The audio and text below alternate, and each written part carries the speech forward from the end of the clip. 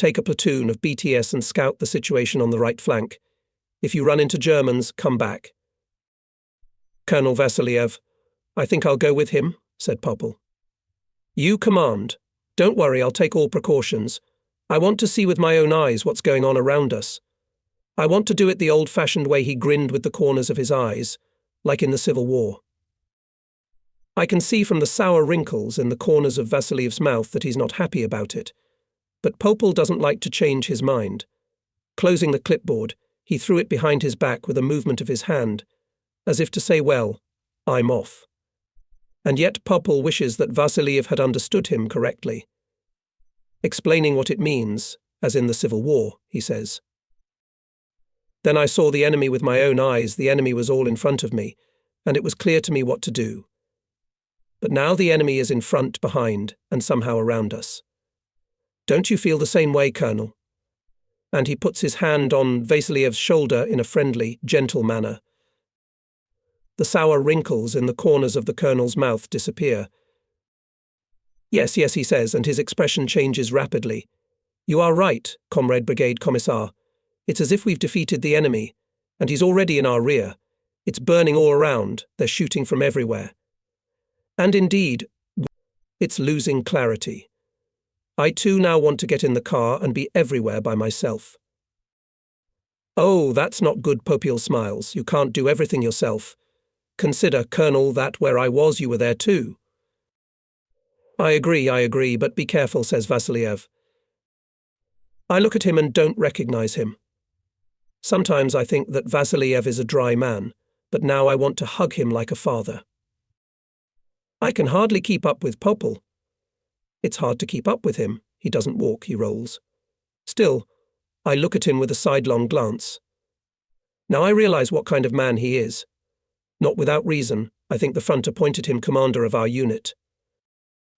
Well, Clapper, faster, faster, he urges me on, or we'll miss the kingdom of heaven.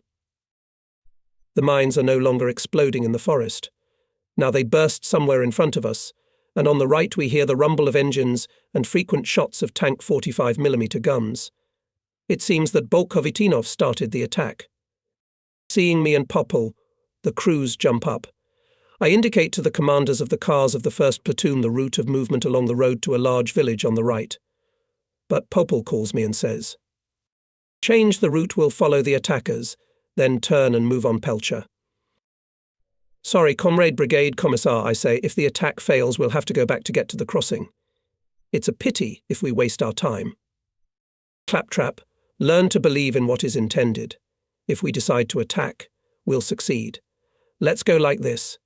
And Popple climbed into the turret of his car. We're moving out into the field. On the left flank, Mazarziev's T-26 battalion has just separated from the forest, and on the right fast-moving BT-7s of the 2nd Battalion, having broken forward, are already approaching the outskirts of the village, where smoke is rising above the hut burnt by the Germans. The tracks of the tanks are drawing straight lines in the high rye, as on a sheet of a school notebook. German mines and shells are bursting in front and behind the advancing. I can see that their gunners are quite nervous. I hear the flight of armor-piercing shells. Why not a single shot from our column? The tanks are silently rushing towards the village. I am using binoculars, looking for the outskirts of the village. There it is not the slightest movement, not a single target. But does it mean that there's no need to shoot? After all, the enemy is there, even if you can't see him, but he's there, he's shooting. I understand that our crews are trying to get to the melee as soon as possible. No one wants to shoot at random. Everyone is looking for the right target. When I participated in the attacks, it seemed to me too that it was possible to discharge the gun only at a spotted target. But now when I ride behind the attackers and see their attack from the side, it seems to me that fire from the move is necessary. And it makes me angry that people are not sorry for themselves, but sorry for the shell. I catch up with Mazaev's battalion at the junction with the 2nd and, slowing down, ride behind it. Next to it, to the left, is Popple's tank. From under the hatch cover, elevated above the turret, the commissar is carefully watching the attack. Armor-piercing shells are flying overhead. I'm angry at Popple too. Not only did he follow the attackers when we could have bypassed the bridge, but he was sticking his head above the turret. Ahead of us, a T-26 burst into flames. The Q is behind us, me or him? I stomped my foot on both shoulders of Viper sitting below as a sign of the command maneuver, on the course maneuvering and mechanic Poplar, throwing his tank from side to side. Overtaking the whole formation, the T-26 rushes forward. The head of a tanker can be seen above the turret. He is continuously waving a flag in the direction of movement, signalling forward faster. I recognize him as Captain Mazayev. I share his impatience. Several tanks are already burning. If we had opened fire on the gardens at once, maybe these burning tanks wouldn't be there. The fast-moving BT-7s were already on the outskirts of the village. They were firing hurricane gun and machine gun fire, when some German artillerymen, before running away, recognized the commander's vehicle by its signals. A shot erupted from a barn, the first on my course. Captain Mazayev disappeared inside the tank. The tank went up in smoke, but without slowing down, continued to rush toward the village. Fire on the barn, I decided, and lowered myself into the turret. But I was overtaken by another tank. He flew towards the barn, firing at it from the run. When I saw that the barn was on fire and the gun crew scattered around the garden, I couldn't resist shouting, "Well done. He saved Mazayev." I was seized with excitement. Having fallen down to the telescopic sight, I shot through the village at the German column of vehicles stretching along the ridge and in panic moving away in the direction of Pelcher. The Germans don't answer. I look out of the hatch. T-26, which knocked down the cannon, is flying towards Mazayev's tank, which is on fire, but continues to rush. Here they are getting closer. The tank that is coming towards Mazayev's turns around and approaches him side by side. A tanker jumps out of the turret hatch. One jump and he is on Mazayev's tank, hiding in its smoking turret. The burning tank continued to move for a few more seconds and finally stopped at the very shed. I rushed there, jumped out, ran to help the daredevil. I think, who is he? A pale, bloody driver falls out of the mechanic's hatch, bends over at the waist, gets stuck in the hatch, helplessly rubs his face, skinning it against the nose-sloping sheet of armor, slowly crawls down. I guess someone is pushing him out. I carefully lift the lifeless body, pull it up and lower it to the ground. Frolov looks out of the hatch. So that's who this brave man is. "I'll give you more. Help me," he shouts to me, gasping for breath. "Come on, come on," I shout. We pull out the killed turret man, severely wounded Mazayev and mechanic, then Nikitin and I help to get out of the tank, half suffocated in smoke. Frolov. He can barely stand, staggering like a drunk. Popple comes running up. "Well, Eagles?" he asks. Frolov reports to him. From behind someone shouts, "Where to now?" I hear heavy breathing and the stomping of runners. I turn around. A young junior lieutenant is running with 2 soldiers, and behind them, about 100 paces away, is a sparse chain of 60 to 70 men. "Where to now?" "Where is the commander with the flags?" he asks on the run. His eyes are sunken, his face is flooded with sweat. On his broad chest and shoulder blades, white spots of salt. Seeing the signal flags, lying at the feet of prostrate on the ground Mazayev, he stops amazed, then turns to the lagging chain and, waving his cap, shouts, "Hurry, hurry, hurry." "What army?" Popple is surprised. "Where did it come from?" "What army?"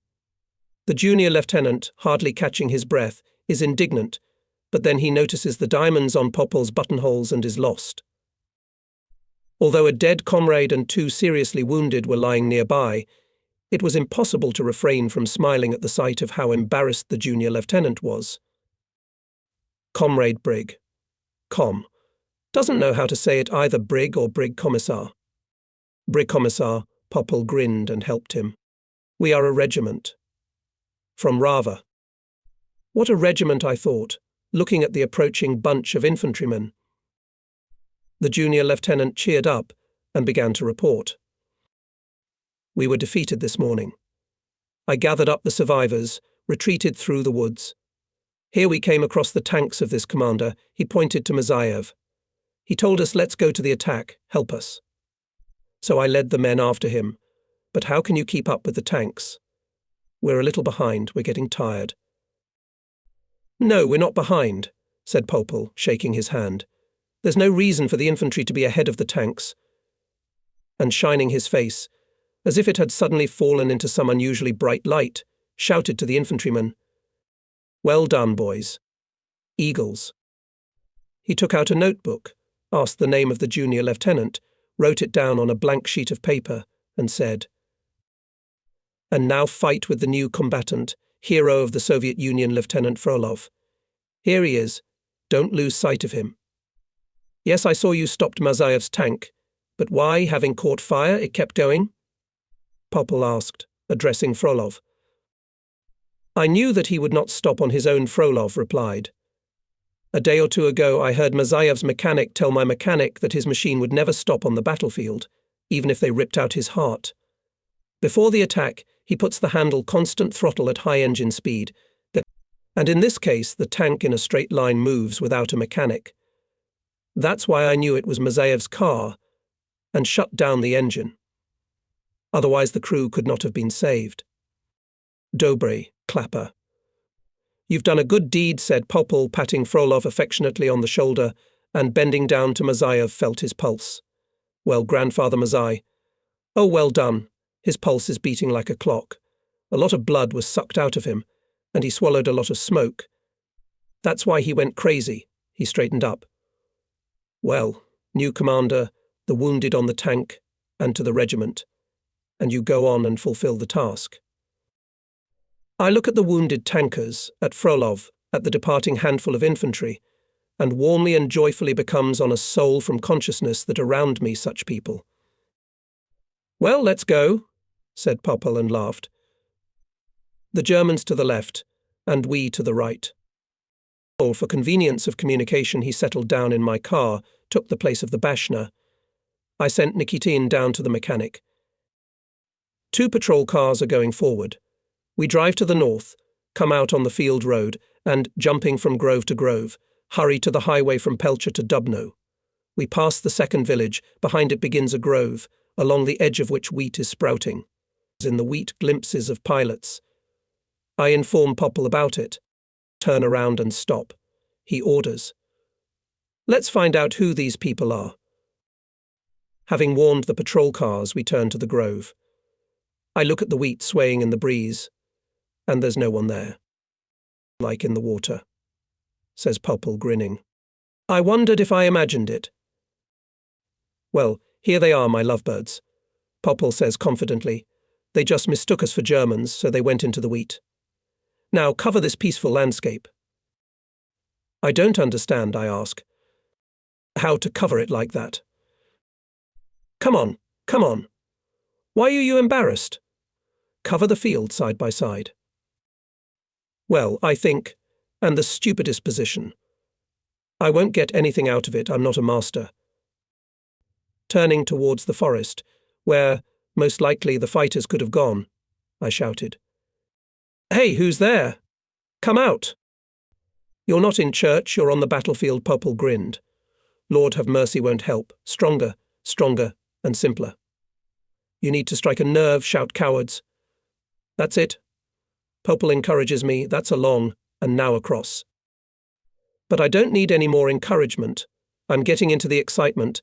I'm cutting both lengthwise and crosswise at once. A flock of rooks flies out of the grove with noise, and 200 meters away from us someone's head in a cap peeks out cautiously from the wheat. Suddenly the man stood up and silently moved towards us.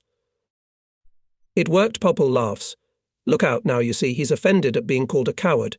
He's coming like a bear, and he's holding a grenade behind his back, thinking he can't see. Warn him, or he'll give you a treat.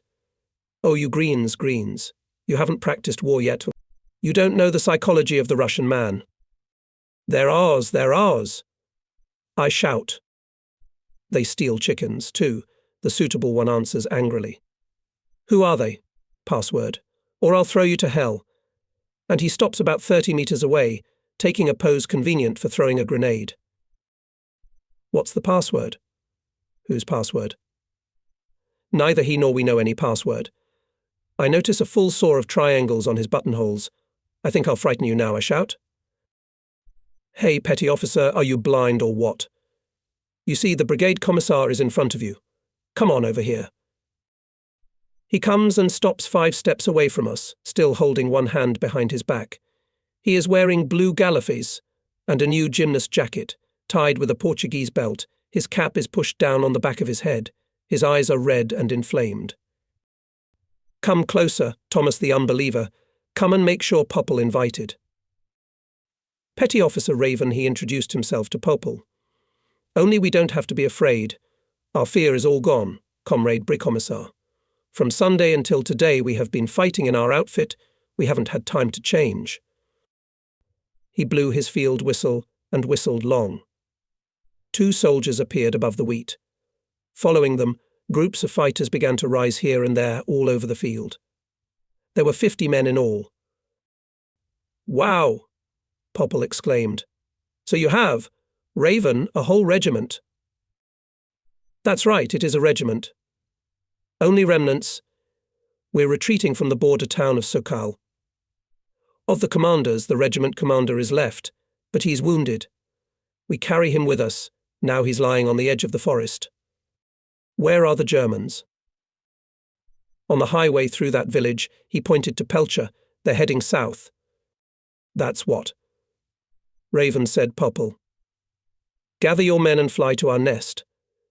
Bring the regiment commander there too. You'll fight together with the tanks. Look here. Popple took out a map. You'll find our men at the edge of the forest here, against the village of Podluze. Got it? Give the note to Colonel Vasiliev. But don't be late, the deadline is 3 hours. We'll be there, we'll be there. The soldiers who surrounded us shouted in unison. Now it's easier to go against the devil, not like against the German, with tanks, someone said. Round, commanded the petty officer. To the forest, run. We caught up with the patrol, gave it the task to approach stealthily to the highway, to find out where the Germans were moving, to open fire and, having caused panic, to move back to us. The patrol went off along the sides of the road, with the core of the reconnaissance slowly moving behind him, without losing sight of him. Here, Comrade Senior Lieutenant, says Popple, switching to you, don't be surprised that I made you bypass the censorship. The Russian man is peaceful until you make him angry, and when you make him angry, hold on. The petty officer, was thinking of throwing a grenade at us. This one's already angry. But not all of them. Many of them don't have hatred anger. You can't fight without it, no. It was like that in the Civil War, and so it will be in this war. If our people get angry, they will rise up and march, and nothing you can do will stop them. I listened to him, and I remember our good-natured curiosity about the first 2 prisoners at Permischel. I remember how the tankers treated them with everything that a soldier is rich in during a campaign. The only bad thing is, he continues, that there are many gaps in our combat training. Isn't it a shame that a petty officer didn't recognize his own Soviet tank today? You'll be alive, don't forget it. Take it all in your stride, what you'll see in the war. Ahead of us, the sentries opened gun and machine gun fire. It is intertwined with the frequent squawking of German large-caliber machine guns. Open fire, give for panic. Orders me, Popple. Having turned the cars towards the highway, we open fire, hitting through the grove at random. The patrol cars are coming back. They report that German tanks, artillery vehicles are moving along the highway. They shoot back and, without delay, go further south. They wounded one of our turrets. Go back, Popple commands. It's clear. The Germans had a clever plan, but in practice they got stupid. They expected to split our defence into 2 isolated parts by simultaneous strikes from the west and from the south on the village of Teacher. But nothing came out of the simultaneity. The western grouping is broken by our surprise attack. The Germans still attack Paicha and from the south. But now it's too late. Vasiliev has already managed to transfer to Teacher 1 Battalion Bolkovitinov. In addition, the Howitzer Artillery Division and a battalion of motorized riflemen of Gerasimov's Met Division, which had broken through to us, came up here. Having returned from reconnaissance, Popple quickly built a deeply echeloned defence on the Verba Teacher section. Howitzer Artillery Division, under the command of the brave old colonel, became on the heights north of Picher, and the motorized rifle battalion took the line on the southern edge of the village along the creek and north to Triton inclusive. Despite the fivefold superiority of the Germans in tanks and artillery, 2 successive attacks did not bring them decisive success. The attacks were smothered in the depths of the anti-tank defense knot created by Popel. Seeing the obvious futility of further attacks, the Germans were forced by evening to take up defences on the northern outskirts of the village of Werber. Popel again moved with his headquarters in Podluza, occupied one of the gardens. My company settled down in the neighbouring garden. I was confused that during the whole day we were not disturbed by German aviation. The Germans were advancing without air support. Their Junkers and Heinkel's echelons went to the south, to the place where Ryabyshev with 2 divisions remained. Only in the evening, during the last German attack, German Crutch's reconnaissance planes appeared above us. Nearby in the house sat a prisoner from the headquarters of the 14th Division Milche, a talkative major. Even yesterday I had time to talk to him about the organization of German tank units. Now I decided to ask him something about aviation. Why today your planes are flying forward in such masses without paying attention to us? I asked him. It is very simple, he answered me. Our High Command keeps all the bomber aviation in their hands centralized. Where it is necessary to strike in the main directions or on your reserves, it all rushes there, and here you get a lot of airplanes over you. Oh, it's getting strong, very strong. Then all our tanks move forward. So today the aviation accompanied your units to Kremenets? I asked. Oh, yes. And when we will be bombed? I joked, but he answered seriously. The scouts will report the data. After them the bombers will come. The scouts were here tonight, I said. That alarmed him. I ask you to tell the general. We must all leave the village. From the small forest too, he worried. I passed my conversation with the major to the commander, who reported it to Popel. The German is right. By all indications tomorrow will be hot, but we have nowhere to go, said Popel. Active actions of our detachment greatly worried the Germans. During June 28th, they attacked 3 times on Dubno. They're crossing. I think. Krivulia must have already passed, he should have gone first. Will we meet again? The Germans obviously detected the crossing. Shells and mines methodically whistle over the river. By the sound of the rupture, it is easy to determine where the shell bursts on the dry bank. It seems to quack with pleasure in the swamp. The shell bursts long, with a whistle, smacking muffled, displeased, slapping into the water. It raises an invisible fountain of water, which the dark sky returns to the river, breaking in it the reflection of the Milky Way. Ducks quack anxiously on the other bank, and somewhere farther to the right, in the village, geese cackle treacherously. Don't delay. I hear Popel's voice, and another car, with a muffled engine murmur, pulls the howitzer onto the bridge. Popel and Vasiliev are standing next to the T-34 tank at the very exit to the bridge. Somewhere there, and Colonel Artilleryman. I can't see him, I only hear his voice. The division has passed. He reports. Good, Colonel. We wish you good luck. Remember that on the other shore during the night you have to measure 60 kilometers. We'll get through, says the Colonel, and I see his armoured car, carefully going over the timbers of the deck, enters the bridge. We are hit by a series of explosions. Nearby, a whole volley lies in the river. An explosion and a violent splash of water is seen on the bridge. A muffled shriek, and again the engines rumble quietly, and the timbers of the deck rattle under passing vehicles. A wet fighter runs up to us.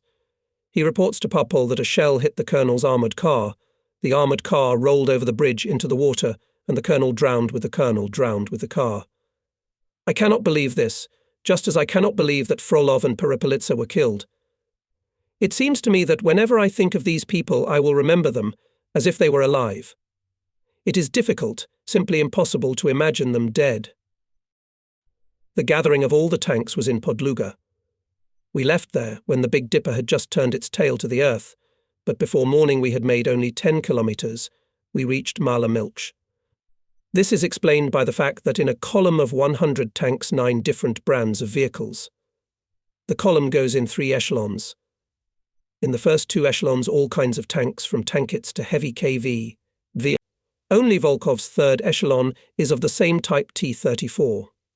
Popel and Vasiliev with their reserve move in the head of Bolkovitinov's regiment, the 1st echelon of the column. My tanks are behind Popel's KB. All are moving at reduced distances, as the terrain here is very rough and the road runs along a stream in a narrow gully. This is a real defile, and very favourable for an enemy ambush. Before the march Popel warned us about it, demanding that everyone should be especially attentive. A German battery on the left struck us with a ringing sound, and a battery on the right repeated in a nasal voice. The ridges sheltered us from shells. But only I thought if they hit us from the front, it will be a ghost story, as a German battery hit us from the front. Sparks spattered from the KB Popel ahead of us in 2 places. It won't penetrate, I thought. But what would happen to my tank if Popel turned away from the road?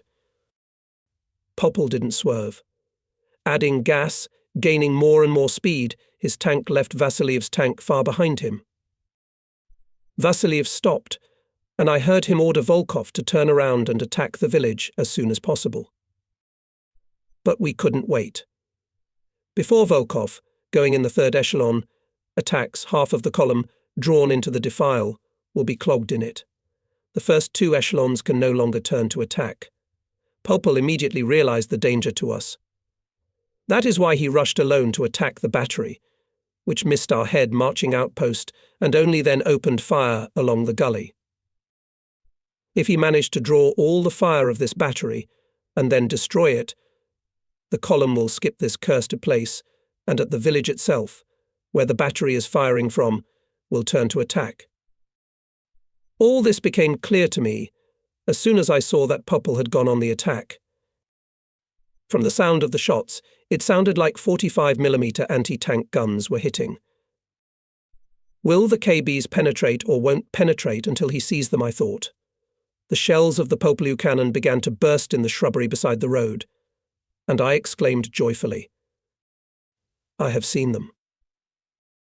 Nikitin almost immediately shouted, "A cannon has been hit." Diving into the shrubbery, Popel's tank raised its nose up and then lowered again, as if overcoming an obstacle. "On the right second," reported Nikitin. KB Popel's KB was already turning its nose there. The cannon at point-blank range shot at him, and at the same moment disappeared under the tracks of the tank. To the left were 2 more cannons. One of their shells would have penetrated my tank through both sides, but against KB they are powerless, only sparks shoot out of his turret. I still want to help him, but I don't have time. KB turns around in a large radius and smothers, one by one, both frantically yapping guns. Now I have only one wish: to get out of this damned defile as soon as possible. Behind me Bolkovitinov's regiment rushes out, immediately turning into battle order. I try to catch up with Popel's tank, which has gone forward again. He is obviously taking a course to the right, towards the houses, towards the battery, which has transferred the fire on our tanks deploying for the attack. Popel and his loader, the chief of the special department of the corps, appear above the turret. Both are cheerful, shouting something to each other, pointing to the right. Having looked back, Popel shakes his head, apparently surprised that the column is just turning to attack, and throws out the signal forward, pointing to the village. The German battery, which had been firing from the right side of the village, shifts its fire to the tanks approaching it. By the clanking sound of the shot, I recognize a 75mm anti-tank gun. I hurry to get away from the open place to the houses, so that, covered by them, to approach the battery. Popel's tank, far behind the others, is also heading that way. He had already fired at the battery. Aha! There it is. A shell bursts in the garden. I point my gun there, and suddenly I see no less than a company of German tanks in the street opposite me. They go between me and Popel's tank, coming in his tail. I open fire from both my tanks. The Germans in panic do not notice who is firing. Their tanks crawl back into the village. I keep firing at them. The commissar is on fire. Nikitin shouts. I look around. Poppel's tank is standing, its stern is shrouded in ever-expanding clouds of smoke. On it, almost at point-blank range of guns. Too late. We'll cover it with fire, I think, and leaving alone the German tanks retreating deep into the village, I open fire on the battery from one of my tanks and send the second to Poppel. But Vasiliev's KB was ahead of us. He flashed through the vegetable gardens behind the buildings in the direction from which the German battery was firing. It suddenly quieted down, and KB, ducking out from behind the house, came to Poppel's burning tank. As we hurried there, we saw that Poppel had fooled the Germans this time too. His tank was hit only the track, not the tank was burning, but the smoke bomb on the stern. Vasiliev gave Poppel his tank and himself moved to the headquarters KV. Having joined in one group, we caught up our battle orders behind the village of Mala Milcha. Here our attack was smothered. On the left, from the edge of the forest, and on the right, from the village of Pelsi, the German tanks were firing cannon fire so frequently that it seemed to be machine guns of cannon caliber. Judging by the intensity of the fire and by the mass advance of tanks on the outskirts of Pelcha, in front of us was no less than a tank division of the enemy. "Here you are without shells, here you are without fuel," said Poppel to Vasiliev, when, having come under heavy crossfire, we withdrew behind the outermost hut of the village. "Yes," replied Vasiliev, "and it seems to be over 400. "And yet the order of the front must be carried out," said Poppel. "It will be carried out," replied Vasiliev. Poppel orders Novikov to stay on the southern edge of the village and collect the tanks coming from the march to the reserve of the detachment commander, and Bolkovitinov, with all the tanks that are available here, to attack Pelcha. "We can't delay," says Poppel. "We must get ahead of them," and he points to the north. Even without binoculars, you can clearly see how a German tank column is moving along the highway from west to east. "I see, Comrade Brigade Commissar, ready to attack," says Bolkovitinov. "I wish you good luck, comrades," says Poppel, addressing Vasiliev and Bolkovitinov. "Look for it ahead. There is no turning back for us," and he, jumping on his tank, gives the mechanic driver Petty Officer Korovkin the command forward. His KB, unhappily snorting the engine, took a course to the left 45 degrees, to the edge of the forest, from where the Germans were frantically firing. Mechanic Korovkin, easily manoeuvring along the course, successfully chooses hiding places, and his daring and non-stop advance more and more attracts more and more enemy fire. My tank, as a liaison, is following the KV. More than a dozen shells have already fired from Poppel's tank, but it is still rushing towards the forest. Under the impression of this unstoppable movement of KB, I forget about the danger for my thin-walled machine, which grows with each step of approaching the enemy. But this danger, is not forgotten by my mechanic. Viper leads our tank at the very stern of the invulnerable KB. Now I understand Poppel's intention. He wants to cut off the withdrawal of German tanks to Pels, to squeeze them between the forest and our tanks going to the right. The Germans realized it too late. Convinced of their powerlessness to stop a heavy Soviet tank rushing at them, they tried to rush through the edge of the forest to the village. Then Poppel's cannon started talking, and mine with it. The first tank, which tried to rush through the edge of the forest, burst into flames. The second suffered the same fate. The others turned back and went somewhere in the woods, into a clearing, I guess. Ahead I see Germans running behind the bushes and flashes, after which sparks fall from the left side of the KB. Battery on the left, Nikitin directs me. I shoot at the nearest bush. Without delay, I transfer the sight to another suspicious bush, but there is no need for cannon fire there. KB Poppel closes this bush from my sight with his huge body, crushes it under himself. 3 Germans jump out as hares. 2 of them raise their hands up, and the third, bending over, fiddles with a round anti-tank mine. Smoke is streaming above it. It will throw on the stern, I think, and I see the movement of the German towards the slowly unfolding KV. I do not have time to shoot from the machine gun, as from a clearing in the side of the KB strikes a shell, cutting sparks. The second bursts in front of the German, who has already stepped with a mine in his hands to the stern of the tank Poppel. Having stumbled, the German settles on the ground with a mine in his hands at the very nose of my tank, which Gadiuchka slowed down in order not to crash into the stern of the KB. To the right, forward, quickly. I command Viper. My light tank is spinning. An explosion from behind throws up the stern and throws the tank forward. I hit the back of my head on the radio. When my head cleared and I leaned out of the turret, I was showered with earth rain. A large crater was smoking near the bush where the German artillerymen stood with their hands up in the air. From a mine in the hands of a German exploded, I guessed. A newly fired KB gun made me turn in its direction. On the right, between the trees of the clearing, a third German tank was burning. Poppel, who did not know what threatened his tank, who did not see what happened behind him, was now hitting the fourth German tank, which was moving deeper into the clearing. After the shot of his gun, a slender tree, cut down by a shell, fell off. In the resulting clearing, the cross on the side of the German tank that had stopped against us glowed. At the same moment, I saw the cannon of another German tank peeking out from behind a bush. 4 shots rang out simultaneously. In the heat of the moment, I fired 2 more and, leaning out of the hatch, was struck by the unfamiliar sight of the KV turret. Popel, also out of the hatch, was laughing and showing something to his turret man. I drove up close to Popel's tank. "Damn it, the barrel with the shell flew away," said Popel. Turret turned to me, gaping hole in the turret, and I realized that the barrel of the gun is broken off at the very base. No more Germans were seen or heard on the edge of the forest, but more and more tank cannon shots were heard on our right. There, not far along the field, Staff KV. Vasiliev led the battle order of our tanks in the attack on Pelcha. When we returned to Malamilchu, all the tanks and infantrymen who had fallen behind on the march had already pulled up here, among whom I saw the Chibati petty officer Voron with his regiment, and the carless tanker Udalov, and volunteer collective farmers Musia and Ignat.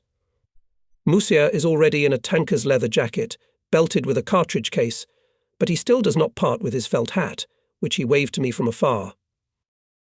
Somewhere in the village was Vasiliev's headquarters, but no one knew where. The chief of the political department, Novikov, and Sitnik, the chief of staff of the Bolkovite regiment, commanded everything. In fact, Sitnik for several days has been performing the duties of the self-deployed, confused chief of staff. This position passed to him by itself. There was an empty seat. It was necessary to fill immediately. The situation demanded, and Major Sitnik did it without waiting for an order. Probably many more new people will be promoted in the same way from the second ranks to the first. Who are these people? I don't think they were born for war, as they say sometimes, just that these men do their duty with an unswerving faith in success. We caught Sitnik and Novikov together. They were both standing on the Klun, watching the edge of the forest west of Belt Milch, from where a battery of German regimental cannons had begun to beat on the village. "I have no luck today, 2 tanks from under me Germans knocked out," said Popel, after listening to Sitnik's report. "Give me a 30 Sheveka, let's shut their throats there." He nodded his head in that direction, from where the German battery was beating. A few minutes later, Petty Officer Voron's regiment, commanded by Novikov, went into the forest. Regiment attacked the battery from deep in the forest. At Novikov's rocket signal attack, Popel jumped on a new 30 checkered. What happened next? And now I still do not quite clearly imagine. When, following the stern of Popel's tank, we reached the edge of the forest, I saw Uncle Musia. He hugged the barrel of a German gun and shouted, calling the fighters to him. "Let's turn them, boys, with their faces to the Nimshura, so maybe they will serve better." Nearby Raven and several men were turning the second cannon. Nobody paid attention to the fact that some other German battery had already shifted its fire to us. "Oh, comrades, there are enough shells for 2 days of shelling," Popel shouted from his turret. "Novikov, Novikov," he called out, "you'll be the main gunner here. Here is your anti-tank node. Suppress the firing battery and then hit the tanks advancing and retreating. The place is important. Don't let the Germans get to our rear." When Popel ordered me to rush to Pelchu, to Vasiliev, to tell him that he would now take the reserve tanks and come to his aid, that all the German guns were already our gunners. Among them were the chairman of the divisional tribunal, the chief of the special department, the division prosecutor. Petty Officer Voron with his regiment occupied the defence around the battery. You will remember the chief of the division staff looking out of the tank in a confused way, and the chief of the division intelligence, who never knew anything about what was going on around us, and you will think, where did such pathetic chickens come from in a flock of eagles? The success that accompanied us all the first half of the day changed us in the second half of it. The remnants of Bolkovitinov's and Volkov's regiments, led by Vasiliev, which had driven the Germans from Pelcha to the north, came under a flank attack of German tanks advancing from Buda in several echelons, went into a counter-attack, and suffered very heavy losses. By evening, Vasiliev pulled all surviving tanks to the edge of the forest. Popel also came here with a reserve. I'm looking at Popel and Vasiliev. Is there any danger that our plan will not be executed? It's a matter of life or death for the whole squad. Despite the heavy setback that has befallen us, there is not a shadow of worry on their faces. It seems to me only that Vasiliev looks more solemn and Popel more focused than usual. They are preparing a final, decisive attack. Tanks are lined up in battle order, and behind them in the depths of the edge infantry. We are waiting for the German tanks to come at us from the left, from Bud, on a clear field, in order to defeat them with one quick blow in the open and break out of the compressed ring on the route of the planned raid. The sun is already sloping toward sunset, and the Germans are still slow. In these minutes of languid waiting, we learn about the death of Volkov. He was killed by an accidental shell during reconnaissance when he was watching the Germans regrouping with binoculars. This sad news makes the expectation of battle even more burdensome. Finally, from the north side, from behind Pelcha, comes a deafening gun rumble, and it is echoed by the same rumble from the south. In front of our edge, the earth rises into the air, falls, and in the rays of the setting sun it seems as if it were streams of blood falling from the sky. They hit an empty place for fear. Nikitin encourages me. No, it's not for fear. It's a barrage against our attack. They're under the cover of it on both sides of the German tanks came out. German artillery transfer fire deep into the forest. Here it is, the last and decisive with solemnity, says Vasiliev, climbing on the tank, and gives the signal gathering of commanders to me. I don't know whether it seems to me now, when the terrible thing has happened, or whether my heart really shrank in a longing premonition of it. Nikolai Kirillovich, for the first time Vasiliev called Popel by name and patronymic, I want not only to set a task, I want to talk to those who may not return. Speak, said Popel quietly, and I, hearing the unusual intonation in his voice, thought how good it is that we all understand each other with all our being. From the distant vehicles to the group that encircled the tank commander, rushing and tankers and infantrymen, the slender figure of Vasiliev, draped in a black leather tanker's uniform, exactly merges with the turret. With flags in his hand, stretched out to the sullen lava of German tanks rushing towards us, with his head pointed forward, looking at the enemy, illuminated by the last rays of the sun, this is how I will remember him all my life. Tankers. Comes his strong and steady voice. Look, here he is, the enemy, who is coming to enslave the Soviet people. The honour of the fatherland is our honour. In this decisive hour we'll stand for it as our fathers did, for our just cause. Hooray for the man for whom our life is famous. To Comrade Stalin, picks up Popel, who was already next to Vasiliev. Hurrah! We shout from below. The echo of our mighty hurrah rolls across the flat field towards the advancing enemy. We run to the cars.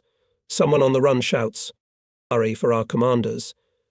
And again the battle cry of the Russian people rolls far and wide. Do you hear us, motherland?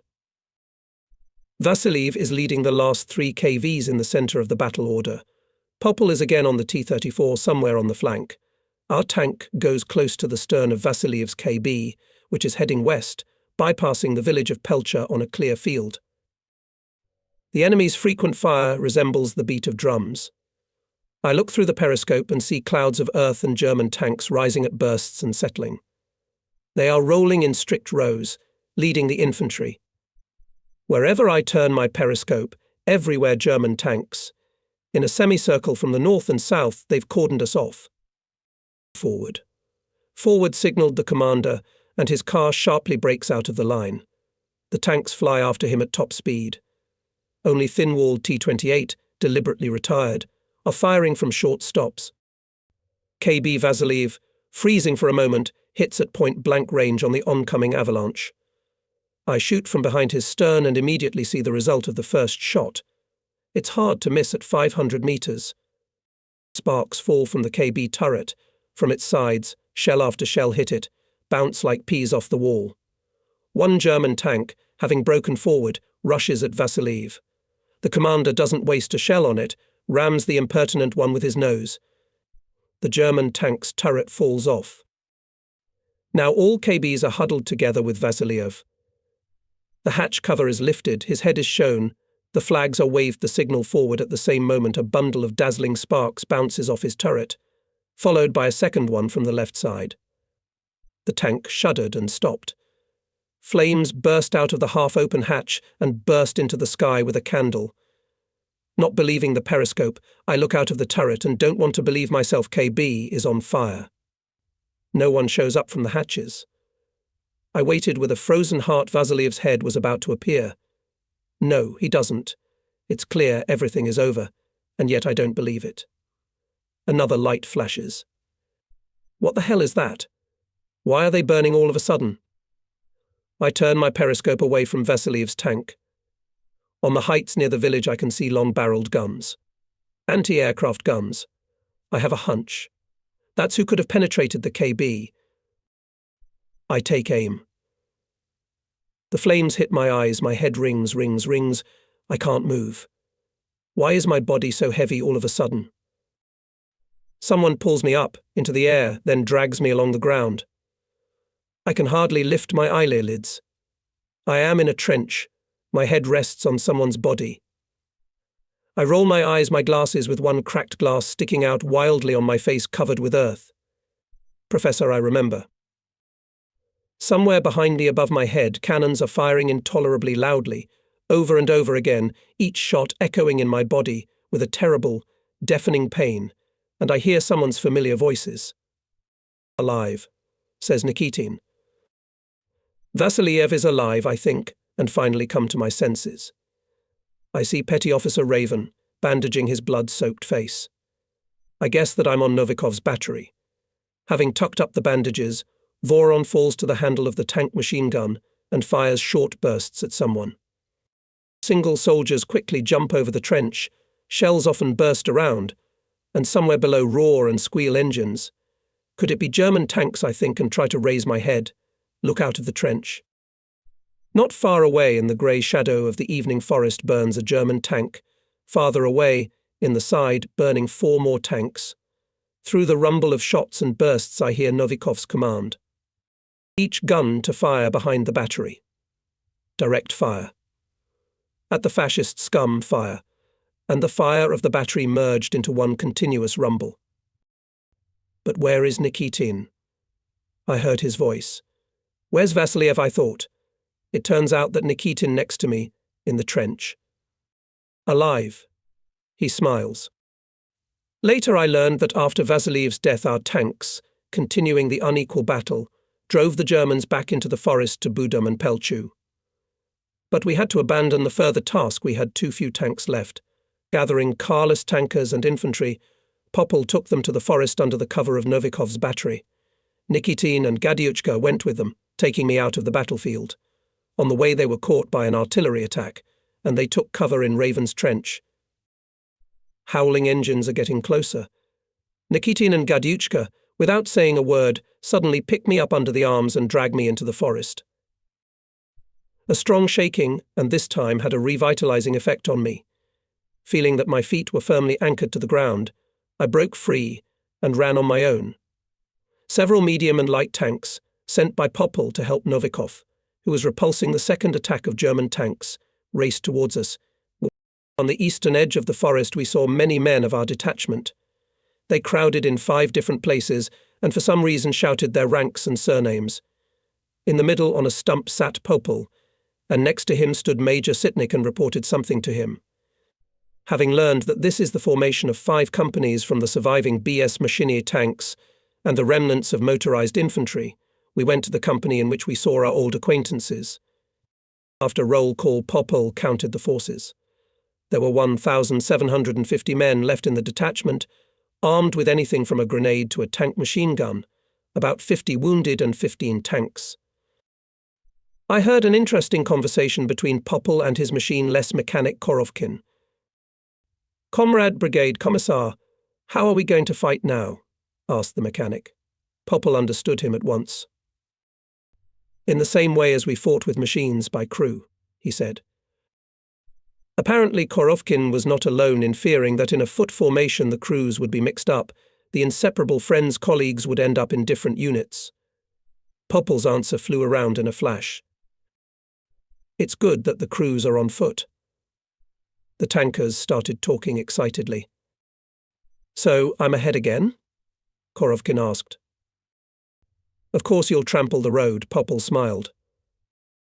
At dusk Popple led us through the woods to the village of Paichur to use the bridge to cross the river. Ikva to Staro Nosovica. It seems that he intended to break through the Ikva marshes to the east. I, as platoon commander of the 1st Company, was given the task of going in the lead marching guard. It was already dark when I led my platoon out of the forest to the outskirts of the village of Perchin, where our T-34 tank stood at the first house, followed by other tanks in a column along the side of the street. We decided that these were our tanks which had repulsed the attack on the battery and had already managed to get ahead of us. The tanks were standing with their engines running. I saw no one in the turrets of the first 2 vehicles, but there was someone in the turret of the 3rd. I called out to him. I heard an alarming reply. You. Here's some kvass for you." Nikitin, who was walking beside me, shouted and fired a shot from his nagan at the man looming above the tower. Only now I saw that I was standing near a German T-4 tank. "Back into the woods." I shouted to my platoon, serenely walking on the other side of the street, and rushing back behind Nikitin, on the way shot into the blackened hole in the driver's hatch of the 2nd tank, standing next to our broken T-34. That's what it means not to send out a head patrol. My negligence could cost the squad that had already reached the edge of the forest. When I reported to Popple, who was leading the 1st Company, that there was a column of German tanks in the village, he gave the command "get back." Since the road to Taichur was cut off, Popple decided to take the men and tanks deeper into the forest to sit out the day and scout where we could break the encirclement the next night and force the Ikvia. The peasant who had left with us from Belk Milki, a local young Czech who did not want to stay with the Germans, took the task of leading the squad deep into the forest. "Will you lead us where the devils can't go?" Popple asked him, who still had not lost his sense of humour. "I will," said the Czech, and he led us along an inconspicuous forest path, familiar only to him and his old father, as he assured Popple. All the night of July 2nd we walked in pitch darkness, stumbling and falling on the rubble, falling into pits of liquid mud, bumping into the branchy and tenacious limbs of centuries-old birch bark or beech. Only at the head of the column, the guide and Popple shone one hand flashlight shyly into the ground. We followed them, as if blind, and whenever they stopped, we stopped too, huddling tightly together. The road went uphill at first, and then down and down. What a path. Popple's satisfied voice was often heard. "The devil's even better to hell." Sitnik supported him. In the morning our descent ended.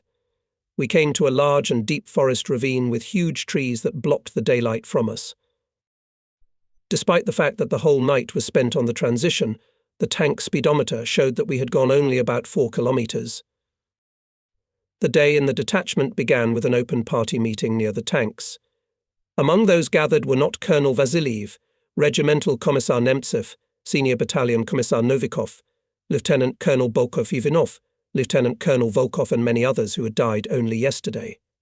The scouts sent by Popple, having returned from the battlefield, reported that they had found Vasiliev's burned tank with the side of the turret broken off, but the colonel's body was not found, nor was the body of Bolkovitinov, whose tank was also burned. Only Novikov was found on his immortal battery. He died with his gun under a burned-out German tank. Popple gave us a brief update on the situation. The detachment failed to break further into the rear of the enemy to raid on his communications to reach the connection with his troops, but still the order of the front is fulfilled. In battles with us, the Germans lost more than 400 tanks, and in addition drew away 3 of their tank divisions. We prevented the main forces of Kleist's tank army to fulfill the plan. Kleist's lightning failed. Thanks to the steadfastness of our detachment, the Red Army was able, maneuvering, to occupy new advantageous lines of defense. Now the most important task of our party organization is that the division, continuing its actions behind enemy lines, to follow the traditions of Colonel Vasiliev, not to lose the image of a military unit. Coming out of the encirclement, we must inflict on the enemy possibly more sensitive losses. According to the locals, behind us is an airfield. That's for starters and set the squad task to defeat this airfield, and you, communists and Komsomol members, must ensure the mass of fighters to fulfill this order. Finished Popple his information. The meeting of the party organization of the division decided to oblige communists and Komsomol members to strictly monitor discipline in the detachment to help the commander to collect the lone loners and wounded, as well as weapons and ammunition from the battlefield. To allocate people for reconnaissance in the direction of the raid detachment in each company to create a calculated stock of wire and wicker stretchers to drag across the water and swamps wounded, as well as those who cannot swim.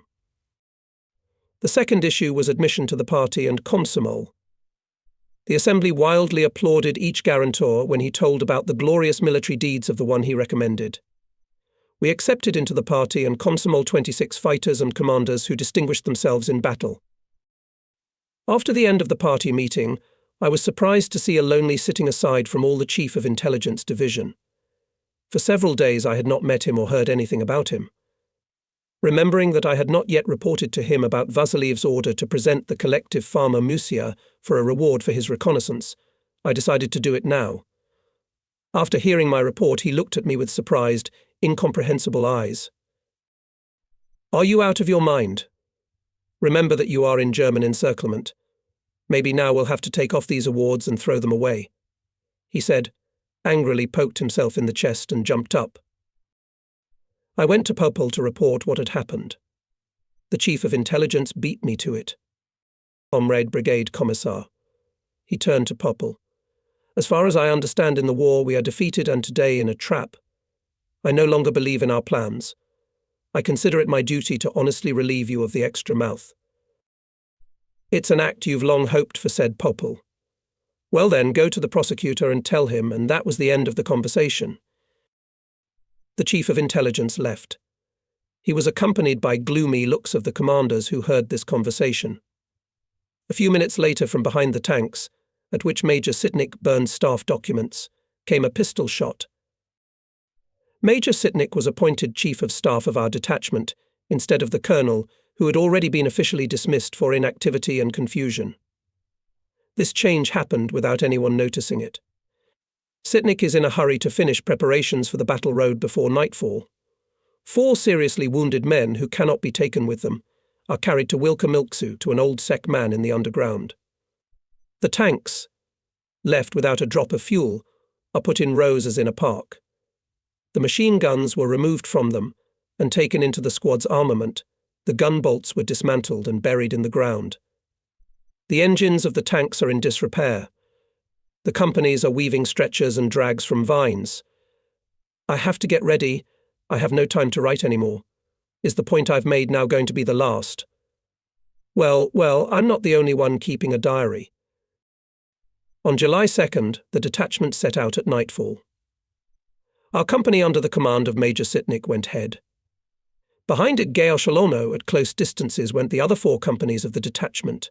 Head and rear companies were heavily armed and freed from everything that could interfere with the fight.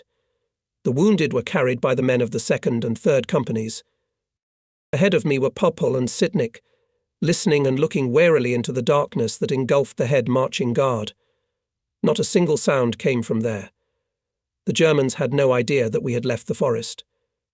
The detachment was already far away, and they persistently and methodically shelled the forest.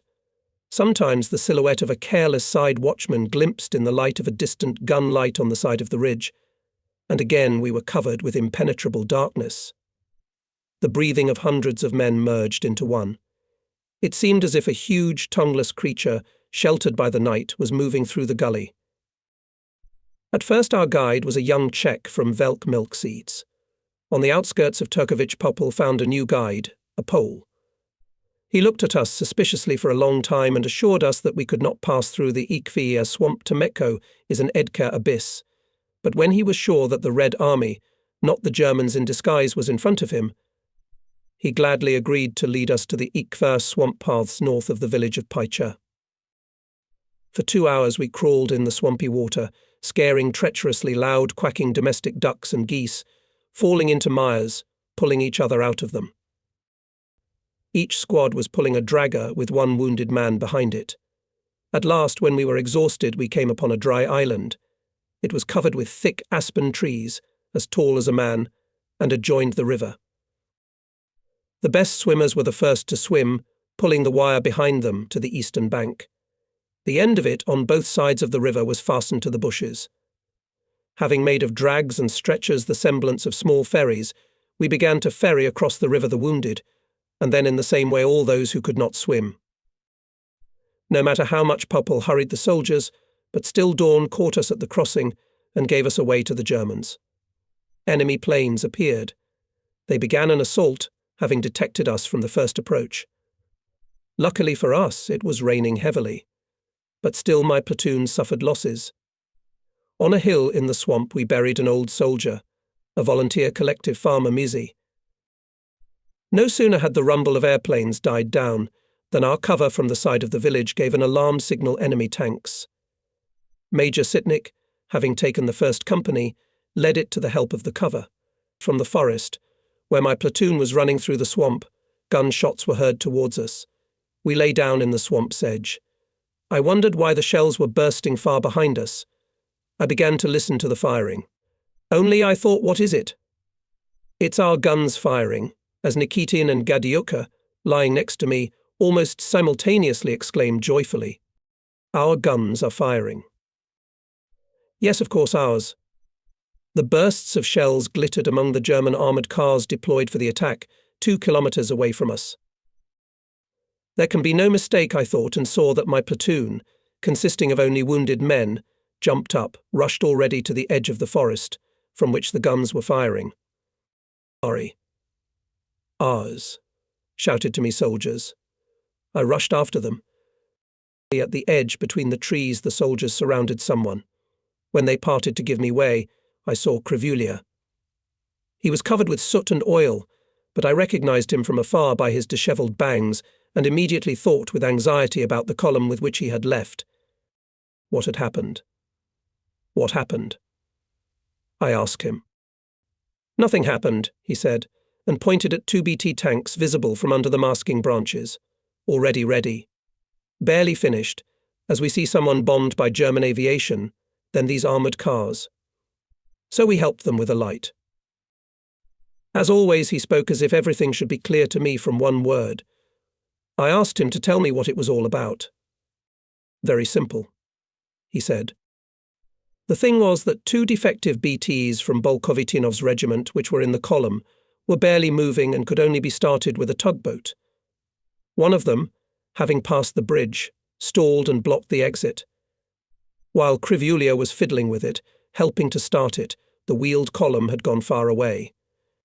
Having consulted with the crews, Krivulia came to the conclusion that it would not be possible to catch up with the column on one first gear. They would have to move on their own.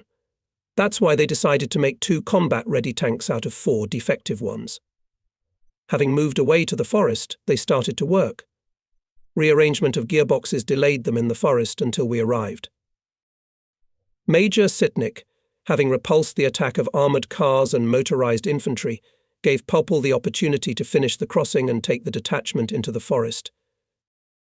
That's good, rejoiced Popol when I reported to him about Krivel. Gather the severely wounded in the companies and put as many as can fit on the tanks and make your way to Tarnopol. Take out the wounded and report to the corps that the detachment continues to fulfill a new combat mission. While I was selecting the wounded, the companies lined up in the clearing. Tankers stood in rows po ekipiskajno. Popple climbed up on a stack of logs. The ranks shuddered, pulled closer to him. Fellow soldiers and friends. Popple spoke quietly. Today we are marching eastward, but you will remember these paths tomorrow. We will pave the wide roads of our people's military glory to the west. May his leader, Comrade Stalin, live forever. Quietly, but unceasingly long and menacingly carried over the meadow. Comrades, Popple continued, raising his fist, and without cars we will remain a formidable force. Nearby in the village of Semidubi is a German airfield. Our task is to defeat it. We'll destroy the invaders wherever we find them. Follow me, tankers. He waved his hand, and he was no longer on the dais. I lost sight of him among the company columns, which stirred and one by one moved into the forest, which had not yet shaken off the dark blanket of night. Our way was in the other direction. The wounded have already been placed on the tanks, 12 to 15 men per vehicle. Those who can't hold themselves had to be tied to the armor with ropes. People sit and lie on the armor so tightly that the tank is not visible. From the outside, it must be impossible to understand what this strange machine is clothed with so many people. Of the passengers of my tank, only the collective farmer Ignat is firmly on his feet. He has already changed into Musia's jacket and girded himself with his machine gun belt. I instructed Ignat to make sure that during the movement any of the wounded did not fall off the tank. He takes care of them like a babysitter, running around the car. One will put something under the head. Another will fill a flask with water. Now we will go on our way. Let only the column of the detachment hide in the forest. I can't go to the hospital, says Petty Officer Voron, wounded in the head. I'll go to fight with Udalov. Have a good fight. And he slips off the tank, runs behind the formation. Udalov waves to him. Hey buddy, join my platoon. Viper seems to feel offended. He silently looks after the departing. Here are the last ones. Closing the column goes rear guard. It is led by an infantryman junior lieutenant who ran into the attack behind Mazayev's battalion on the memorable morning of the battle for Tritony. My 5-kilometer route to Tarnopol is painted with landmarks: a farm, a grave, a willow tree, a yard. Ignat had been a labourer in these places for 20 years. He had travelled all the stitches and meadows. Having repeated the landmarks aloud, he concluded. Dobry Bude. Viper, who could not reconcile that his tank, covered with wounded, lost the appearance of a fighting machine, could not resist, of course. What's good?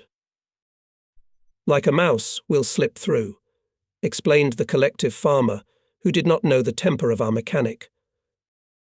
This was enough for Gadiuchka all the way to prove to unknown to whom that absolutely obvious truth that a tank is not a mouse, especially BT-7, the engine of which shoots like a cannon when exhausted, and in general, why climb the holes? It is useless. If the roar of the engine can be heard 5 kilometers away. 2 of our tanks are going south through fields and ravines, covered with fog and drizzling rain, bypassing villages where Germans could be. In the forest to the south of the village of Grada we stopped for a day's rest, as the rain had passed and the sky began to clear threateningly. The tanks are driven into the forest by a narrow clearing. Our observers are standing on the southern edge of the forest.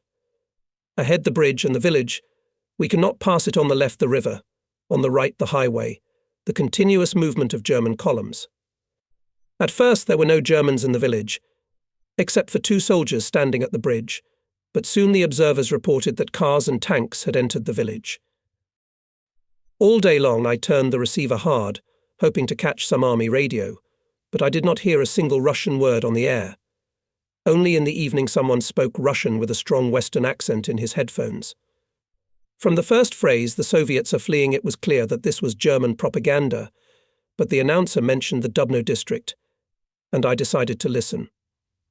The announcer reported with pathos that today south of Dubno the previously encircled division of Colonel Vasiliev had been destroyed to a single man. At first this information made me laugh, but then I couldn't stand it and turned the switch with annoyance. Our situation is not such that calmly listen to this shameless lie. Strangely, but only now I realized that we were in the territory occupied by the Germans, and that our task was very little like transporting the wounded, as it seemed to us in the morning, when we stood in the clearing, seeing off the columns going into the forest. Having returned from duty on the southern edge of the forest, Viper does not find a place for himself. As a restless wanders around the car, he looks inside, then turns on the light and looks at the instruments, then tries the levers, then begins to measure the remaining fuel, although he has already done it more than once, and all the time he's shaking his head, mumbling under his breath. It's like something's tormenting him. He wants to say something, but he doesn't dare. It's so unlike the Viper. I don't know what's happening to him. In battle he felt at home, in the most critical moments could quip, sarcasm, the Durasno-tied skirmish with Nikitin, and at the same time always left the last word. But after we were left alone, he could not be recognized. Did he panic? I noticed that Krivulia, who today on the road has already more than once irritably shouted at Gadiuka for his boring cooing, now also looks at him in surprise. That's who I never cease to admire. In whatever environment we are in, everywhere it turns out that Krivulia is the most necessary person here. Just amazing he is younger than almost all of us, looks like a boy, and apparently considers himself a boy, talking about himself always somehow frivolous, but in fact many experienced soldiers can learn from him. How many times, when we needed a clever mind, skill, or just worldly practice, he helped us out. And so he is now. I was very worried that our wounded, squirming on the tanks in the most uncomfortable positions, and must have suffered terrible agony during the shaking, have no medical care. But only we stopped in the forest. As I look, Krivulia has already taken care of the wounded. Someone unbands someone, examines the wound, and by everything it is obvious that in this case he is not an ignoramus. In any case, he will replace the medical officer. We don't have any bandages or iodine. He didn't say a word about it.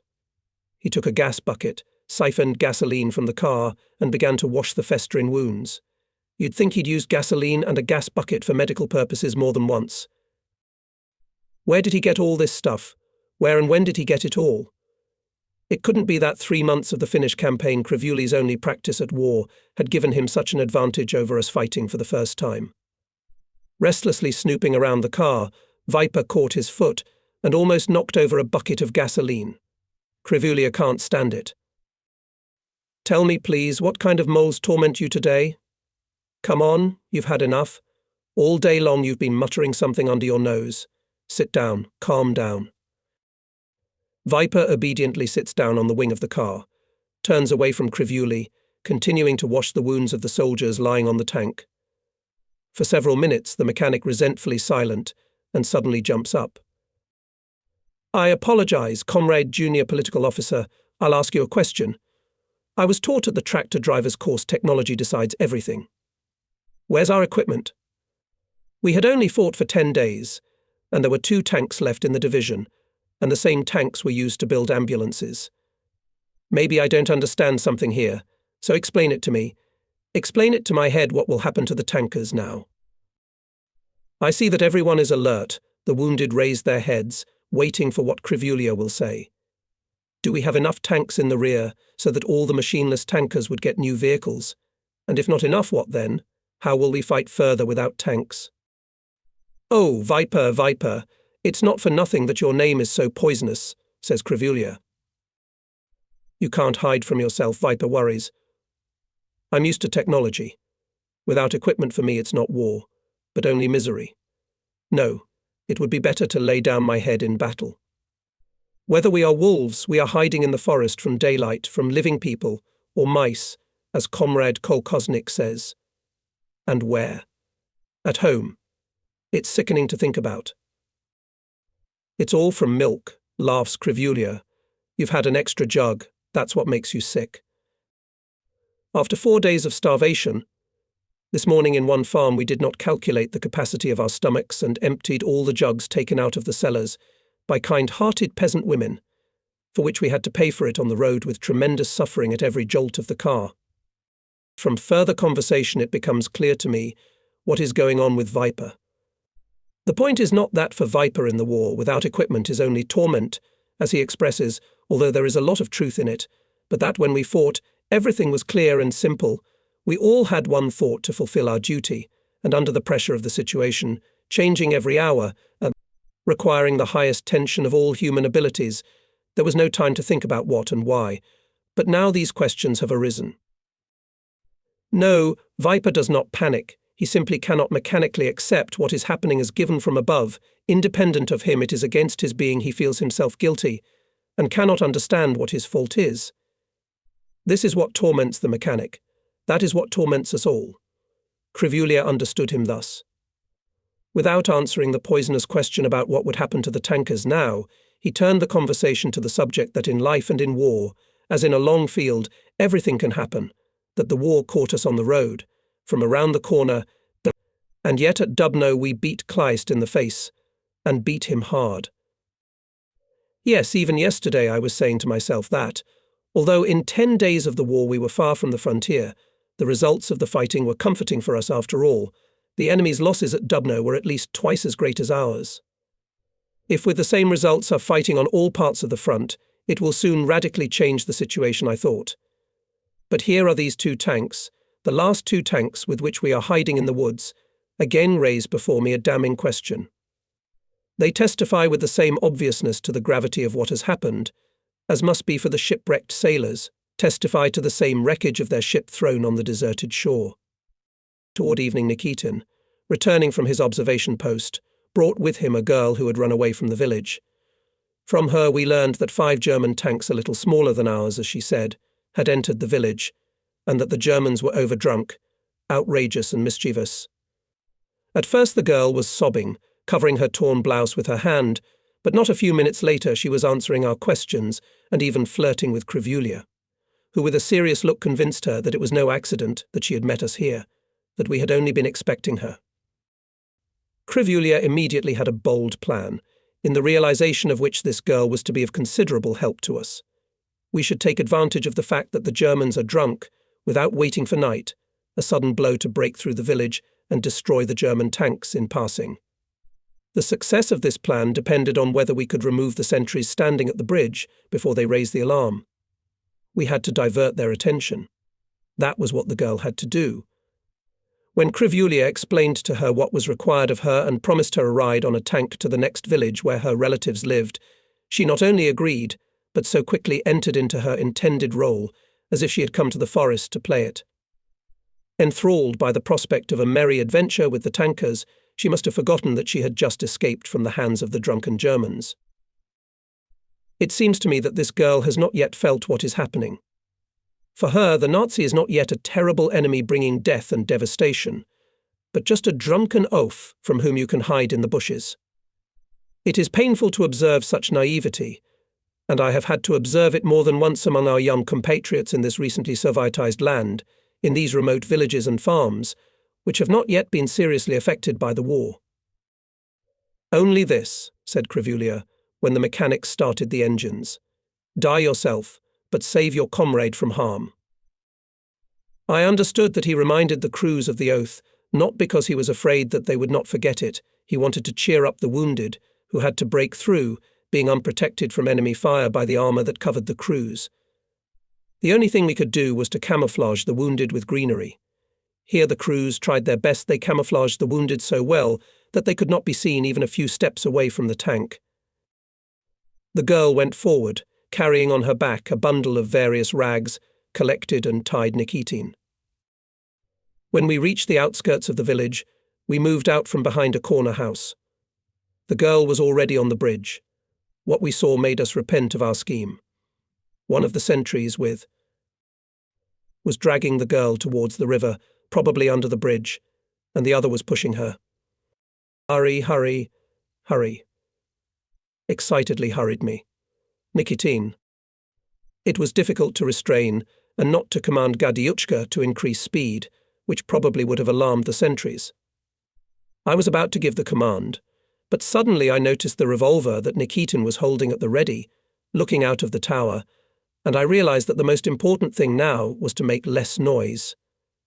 This also gave me the idea of using not a machine gun, as we had thought before, but a nagant to remove the sentries. Busy with the girl, the Germans did not pay attention to the fact that our tanks were camouflaged rather strangely. When we were entering the bridge, the girl, having broken out of the German's hands, rushed towards us. Neither Nikitin nor I could not resist. We leaned out of the tower. The German, who was pursuing the girl, intercepted her at the very nose of the tank. We fired at the same time. I shot at the one who grabbed the girl, and Nikitin shot at the second, standing at the railing of the bridge and bared his teeth. Both Germans fell down, it seems dead. Nikitin, as if on wings, flew out of the tower, grabbed the girl, who sat down from fright, and threw her aft to the wounded. Back in the tower, he jumped up happy, smiling, spat on his palms and shouted, "Well, let's go for a walk, my dear, with fire." With fire, with fire. Rejoiced Viper, who, as soon as we left the forest, immediately cheered up. Our revolver shots, which sounded faintly in the roar of the engines, did not alarm anyone. A truck stood near the nearest house. A German soldier was gutting a chicken near it. Concentrated on this business, he did not even look in our direction, which deeply angered Viper. Having commanded the speed, I pointed the gun to the right, but I did not have time to aim at the target. Gadiuchka, jerkily adding gas, turned the tank and crushed the Kureda together with his car. Krivuli's tank went next to mine. The right side of the street mine, the left his. That was the agreement. But since all 5 German tanks stood on the same side of the street, on the right side, we had to divide them. The German tankers came out of the houses when one tank was already burning with bright flames. Fleeing from our machine gun fire, they rushed behind the houses into gardens and orchards. We had to get out of the village as soon as possible, but we had to delay with the last tank. For some reason it persistently did not catch fire, and Krivulia wanted to finish it at all costs. Finally, we finished with it and rushed further south, under the saving cover of the coming night. Ignat, sitting on the fender of my front car, kept turning his head. Didn't he forget the landmarks we had planned on the route? It turned out that he remembered the landmarks perfectly well, and his head was spinning because there were fields around, where he had been working for the Pans not so long ago. Right-handed. Livorich. He commands confidently at the crossroads. In his soft felt hat, so burned out that you can't tell what colour it was, in a Kurzovi tank jacket, belted and crossed with a machine gun belt, he reminds us of the Civil War partisans we saw in movies and pictures. I am amused by Gadiuchka's attitude towards him, for whom the presence of a man not in uniform on the tank seems a completely unacceptable breach of order. From his seat, Viper can't see the wing of the tank, but he can't forget for a minute that on this wing sits the picturesque figure of Ignat. Well, how is our uncle? Has he not fallen into the ditch? Every now and then he asks me or Nikitin over the intercom. Though Ignat has been fighting with us for about a week already, has been in reconnaissance and in battle, Gadiuchka has never once called him comrade fighter, he always called him uncle, or, as an encouragement, comrade volunteer. Ignat doesn't get these subtleties. The felt hat does not prevent him from feeling like an old soldier, who is not the first time he fights with a German. The only bad thing is that he has not yet got used to taking off his hat and bowing low, almost to the ground, at every meeting, no matter who addressed him a long life in the captivity of the Pansky, and it affects all of us unpleasantly. It was quite dark when we parted from the girl who had so unexpectedly come to our aid. After the shooting and turmoil we had caused in the village, she could not come to her senses for a long time. Nestled in the stern among the wounded, the girl shrank into a lump and looked around fearfully, like a caught animal. Nikitin and I, taking turns to climb out of the turret, or even both at once, tried in vain to convince her that the danger was over and there would be no more shooting. In reply, she only shook her head and waved her hands. But here at one crossroads Ignat commanded right-hand drive, and she immediately jumped up and, before we realized what was going on, jumped off the tank at the turn, and so deftly that both Nikitin and I almost in one voice exclaimed, "What a goat!" Waving to us, she ran towards the lights of the village, which we had to bypass by a deaf country road. Again, I was diligently turning the receiver's crank, trying to catch at least one of our army waves to find out whether the front line was still far from us. Finally, already despairing of the success of this exercise, I heard a Russian voice in the headphones, from the strength of which I determined that the speaker was no farther than 20 kilometers from us. Lev. Lion. I'm an eagle, I'm going to. He indicated the coordinates. Ours. Jumped with joy, shouted Nikitin, who listened to the second headphones. Of course ours, I said confidently, as I knew that Lion the call sign of our corps. Leading radio I did not hear, but from the responses of the Eagle realized that some unit of tanks is also coming out of the encirclement. Apparently it had been sent to look for someone, because the Eagle reported that he had not found Vasya, left his 5 boxes, and was fighting his way to Tanya, which probably meant to Tarnopol. No, even though the radio call signs are ours, this corpse is not ours, I decided after listening to the transmission to the end. After all, we found the trace of our corps. It was the KB of the Corps Reconnaissance Reserve, standing alone on the side of the road, not giving any signs of life, but in all its formidable combat power. In the light of the lightning, which had been blazing all night, we recognized it at once by its high turret with a ladder. We have only 2 such vehicles, and both of them are in the Corps Reconnaissance. It was hard to believe that the crew was sleeping in the car, although it seemed to be so. It was more correct to assume that due to lack of fuel the crew had booby-trapped the tank and left it. But lowering the flashlight, I saw the tanker's corpse on the ground. Not far from him we found the corpses and the rest of the crew and several boxes of smoke bombs. Now it was clear what had happened here. I imagine the picture of the fight in which this Ilya Muromets, who was covering the withdrawal of the Corps, entered with German tanks that were attacking him like mosses on an elephant. German shells left only dents on his armor. I counted more than 24 of them. The effect of KB shells was evidenced by 4 smashed medium German tanks standing far away from him.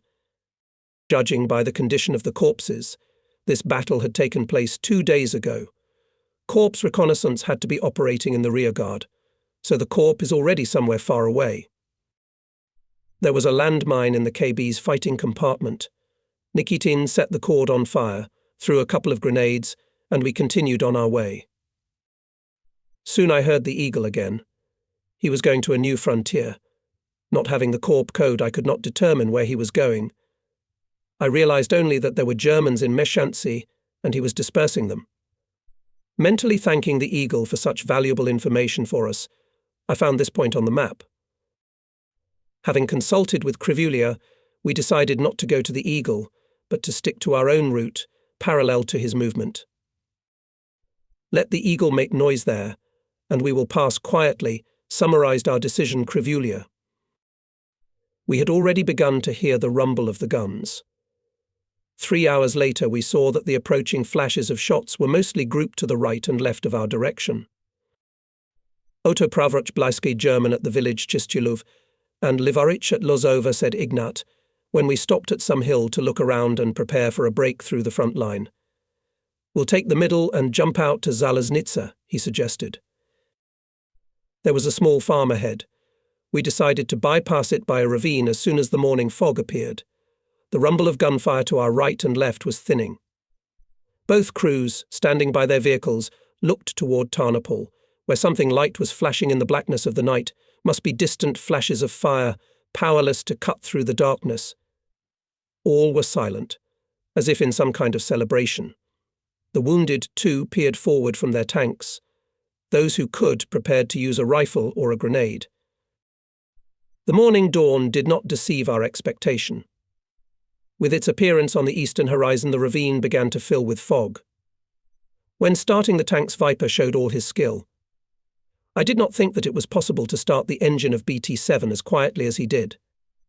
With wet overcoats on the exhaust pipes and darkened stoplights, our tanks cautiously advanced through the winding ravine. At first we were walking in a thick fog, and nothing could be seen on the sides. Then, following the windings of the ravine, we went higher, the fog thinned, and in it the roof of a house and some kind of tower vaguely loomed up above the ravine. A human figure loomed at the edge of the ravine. Ignat answered in German to a shout that came down to us, Neen turning to me, he said quietly. I was talking to the Germans. His answer, of course, did not deceive the Germans. They ran along the ridge and shouted, Halt! Halt! Without answering the shouts, we slowly moved forward to the saving turn of the ravine. Rifle shots slammed, the red, fiery trace of a shell flew by, but we were already going down again into the thick fog. The fiery trace jabbed into a steep slope. At the bursting of the shell, I thought with joy, Hi, they won't get it. But still that shot spurred me on like a whip. Third, full throttle. I shouted to Viper, forgetting that I wanted to quietly leave the ravine, to suddenly with fire rush over the German trenches, which, as I thought, should be behind the farm. The car jumped on the bumps and potholes of the ravine. Almost next to us, overtaking us, was Krivuli's tank. In the roar of the engines I heard the clatter of a machine gun, and someone scream at the stern of the tank. And again only the familiar noise. From time to time the machine lifted off the ground and carried on, deafening us with its howl in the fog that filled the ravine to the brim. I was tossed from wall to wall, resting my hands on the tower and thinking with a pleading thought in my soul, I wish I had not fallen into the pit. At that time there were shouts at the stern of the tank. Stop! Stop! I realized that one of the wounded fell overboard. Having stopped the vehicle, we jumped out of it with the whole crew. Krivulia also stopped his tank, came side to side and, turning the turret gun back, prepared to cover us with fire, although beyond the stern of the machine could not see anything in the fog. When we picked up the fallen man, we made sure that he was already dead. A bullet had pierced his head. Among the wounded on the tank was another killed and one slightly hit by a bullet. The firing stopped. There were no signs of the front around. Suddenly 2 shells whistled above us one after another. They're hitting us, shouted Krivulia from the turret of his car so loudly and joyfully that Nikitin grabbed my hand and we froze, not understanding what had happened. The meaning of his words reached us only after we heard a lazy call. Who's coming? Stop! This shout was covered by the rolling laughter of Krivuli. That's how Igor jumped up on the hillock. Laughed Krivulia. You ask who's coming, and here, brother, we've already passed by. Everyone realized at once that we had passed the German front line, and Krivulia's joke was answered with a friendly, merry, hearty laughter. At the repeated shouting, in which it was felt that the man was only performing a boring formality, I, laughing, asked, Hey, what are you doing up there? As what, holding the defence, replied the man. This answer caused an even more friendly explosion of laughter. Good defence, Krivulia said angrily as he jumped out of his tower. Leaving Krivulia at the vehicles, I went upstairs and went with this fighter to the command post of his battalion. I hoped to clarify the situation there and to find out which road to take to the city, so as not to run into a minefield. I found the battalion commander sitting in a knee-deep trench on the slope of a hillock. He was apparently struggling with sleep. The rest of the battalion commanders were sleeping in the same small trenches, of which there were a dozen on the slope of the heights. Ah, tankers. So we will fight, because I thought to roll back further.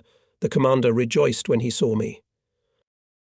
Having learned that we broke through with the wounded from near Dubno and headed for Tarnopol, looking for the Corps headquarters, he waved his hand disappointedly.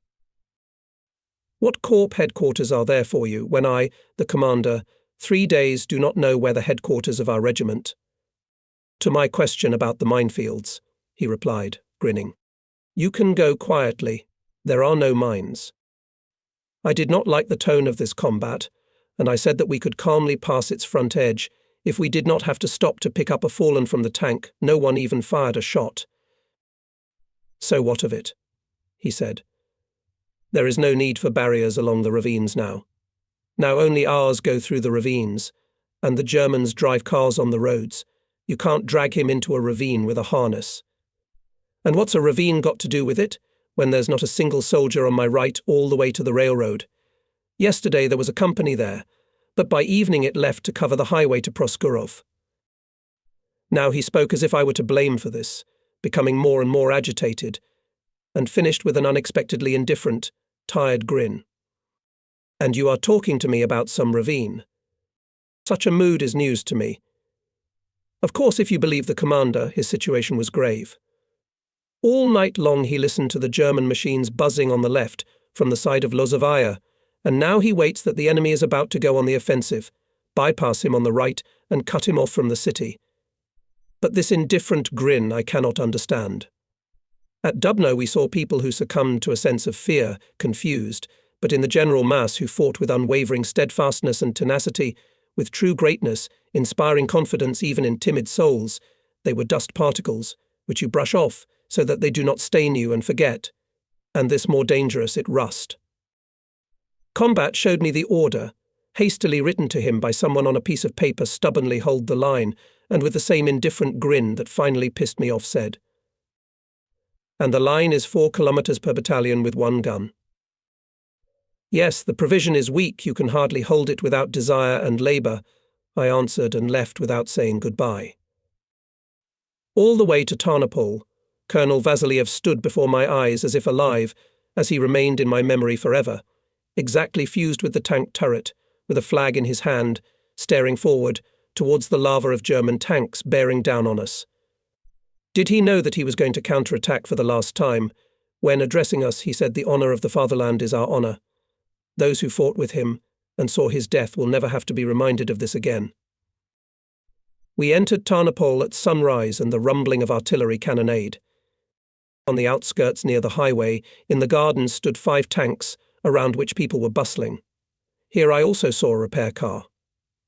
Only we rejoiced when we recognized that these were tanks of our corps, but we were cruelly disappointed.